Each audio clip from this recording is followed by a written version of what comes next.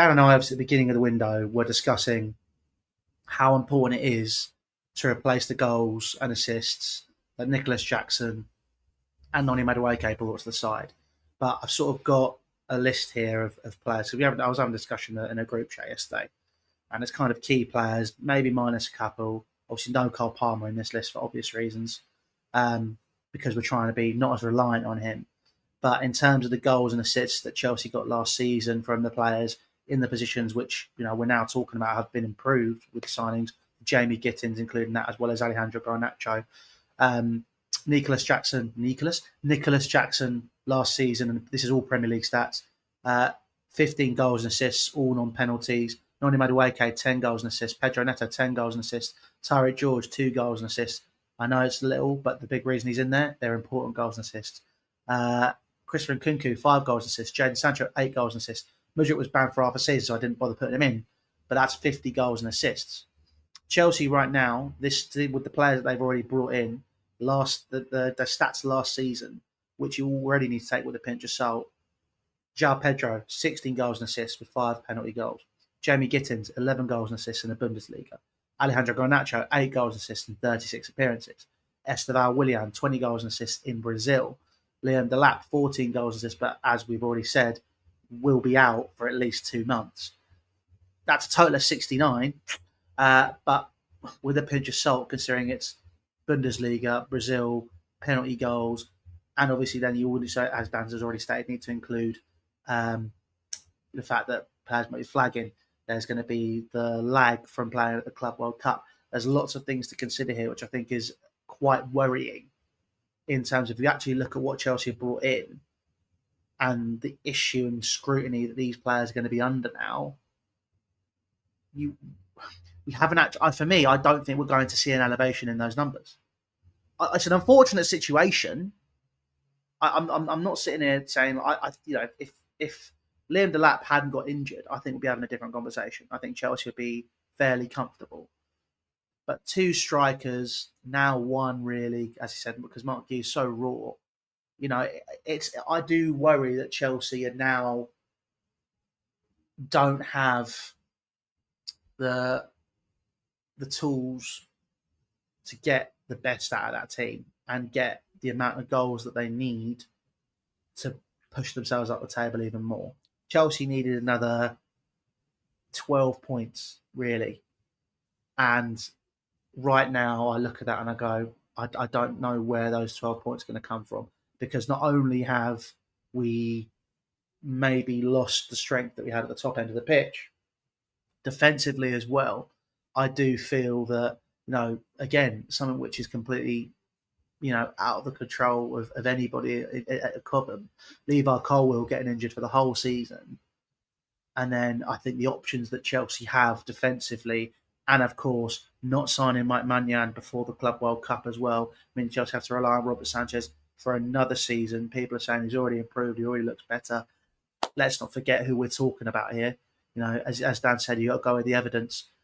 The evidence suggests he's not good enough. Chelsea are going to maybe leak as many, if not more, goals this season.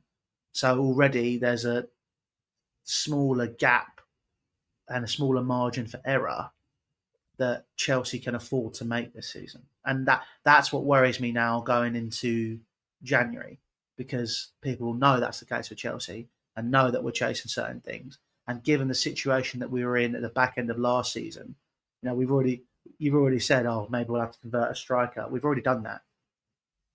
We didn't score any goals. We just weren't scoring goals. So I do worry that Chelsea have put themselves in a little bit of a predicament now. Yeah, I try. It's difficult, right? Because I think the chaotic way the window ended, and as you rightly say, like the lap, anyone could get injured, right? And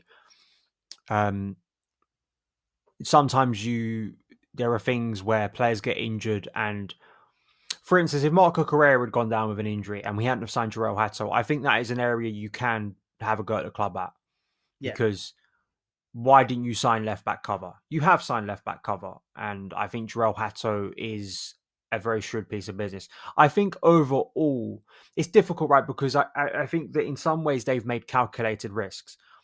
I can see the calculated risk of selling Noni Madueke with the belief that Esteval can quickly prove to be better than Noni. And from what I've seen so far, I mean, listen, we have on this podcast, I've said on my show, and I will continue to stress this is not based on me throwing the world on Esteval's shoulders. It's not. I expect he will have dips, and he hasn't scored a Premier League goal yet. It's not like he's come out and bagged a load of goals. But from what I've seen in the flesh so far and what you've seen, I mean, I don't think it's a stretch to say it looks like we have some talent on our hands. Oh, absolutely. So the calculated risk is there. I think Andre Santos, I was very, very disappointed with last summer overall, but especially with the non-existent cover in central midfield was embarrassing. Like there are things about last season where this is kind of a broader point of view, right?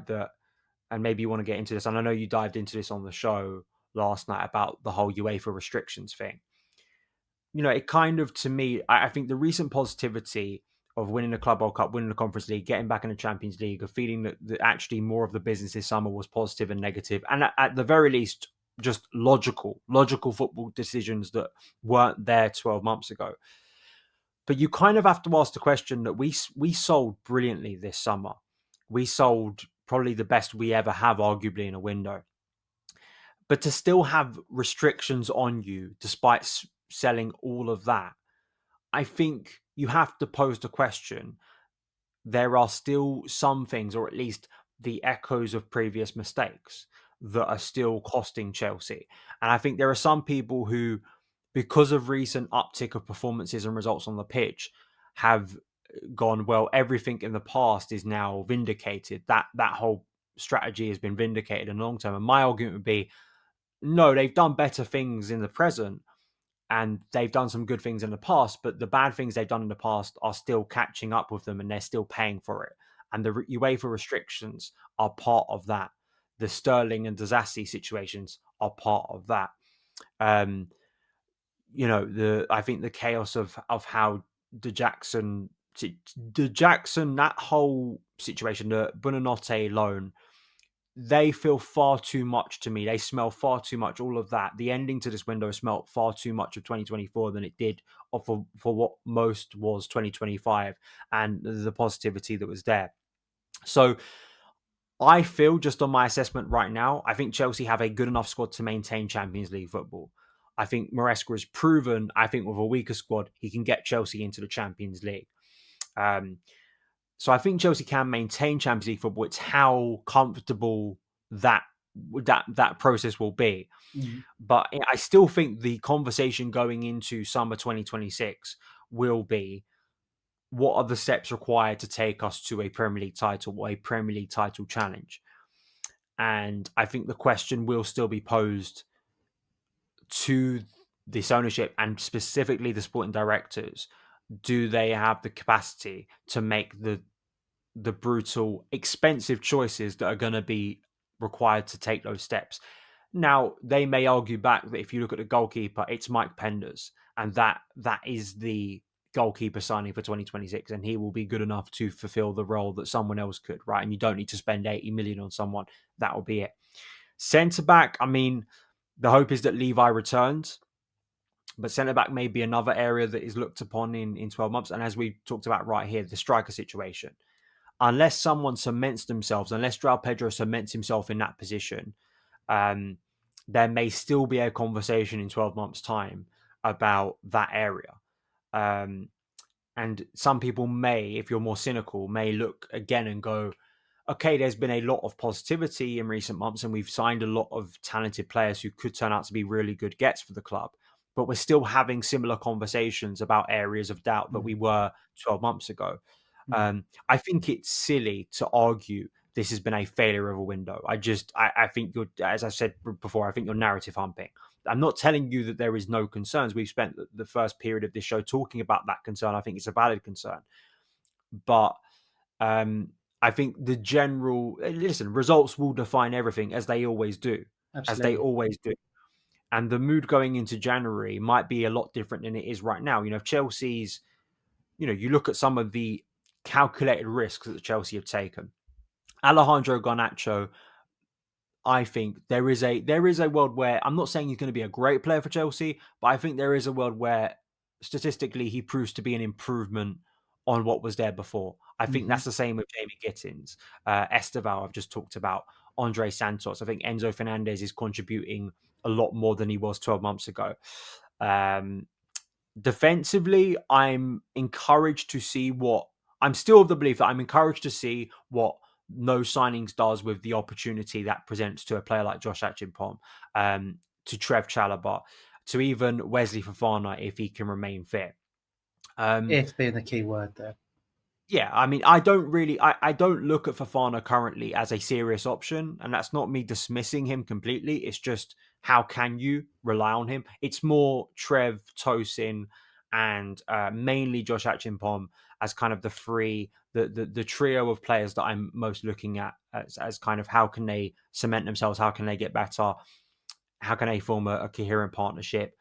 Um, so yeah, I still kind of if we talk about percentages, I still weigh there's far more positive that I'm intrigued about than there is negative.